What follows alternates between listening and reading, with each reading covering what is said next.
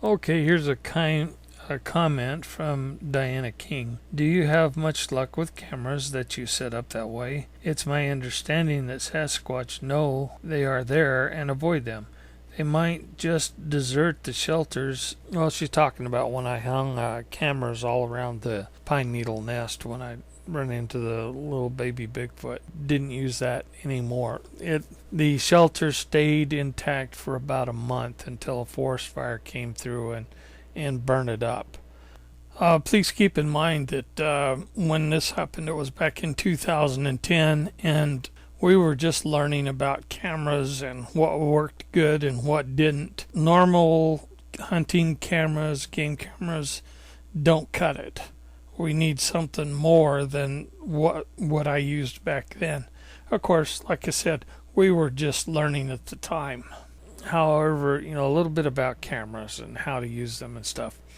I have found that the old styled cameras that take the 35 millimeter or a digital picture with a flash, those are actually useful tools. If you've got a place where you don't want the Bigfoot to go, say like around your trailer or something, or around your tent, put one of those out. Chances are you'll see no activity around that area. So they're great to use for keeping Bigfoot away.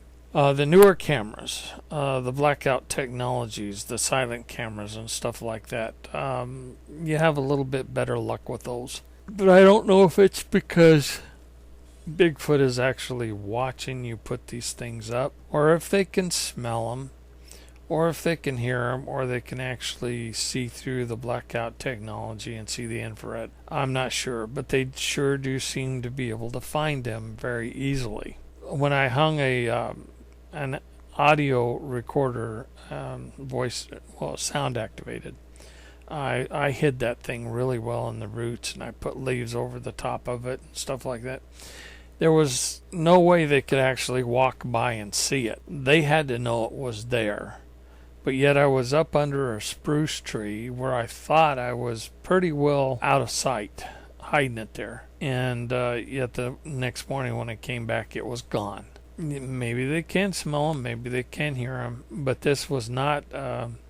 This was a digital audio recorder, and it really shouldn't be making any sound. It receives sound. Maybe they can sense the batteries, the electrical charge in the batteries or something.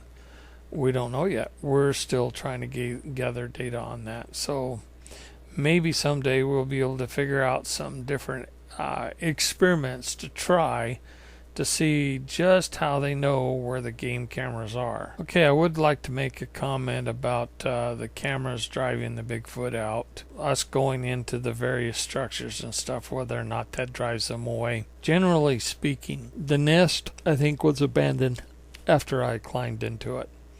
My bad. And, I should have probably not have done that. I should have probably just tried to surveil the nest from a distance. I don't know how successful that would have been, but we could have probably gone about it a little bit differently.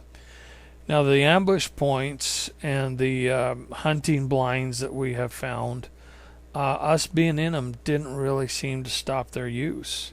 Basically, I think it's because they use those at night, and they know that we're not going to be around without a flashlight or something like that that's just going to give us away. No, it's some of those hunting blinds continued in use for months after we had visited it on a regular basis. However, when we did put up cameras on it, we got elk going by down the elk trail past the ambush point, but we didn't see any Bigfoot. So we don't know if they quit using it at that particular time, which was a good month or so after we had located it. Don't know.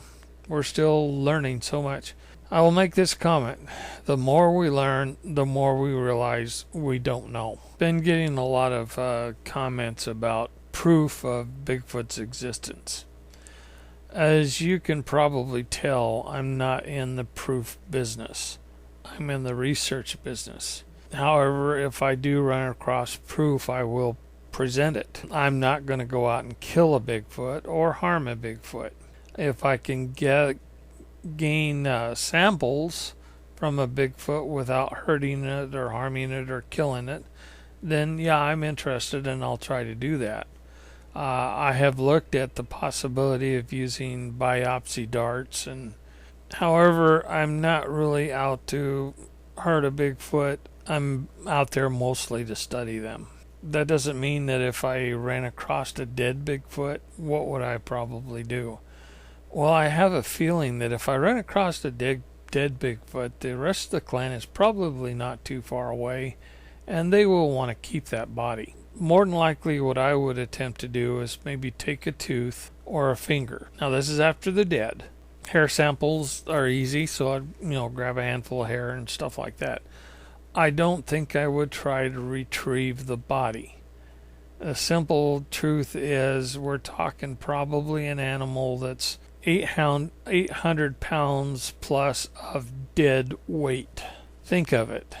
Try to carry somebody in your family. Have them lay down on the ground and just have them go limp. Now think of 800 pounds. And you got to move that thing quarter of a mile to get it back to where you can get to it with a truck or something. Not likely going to happen.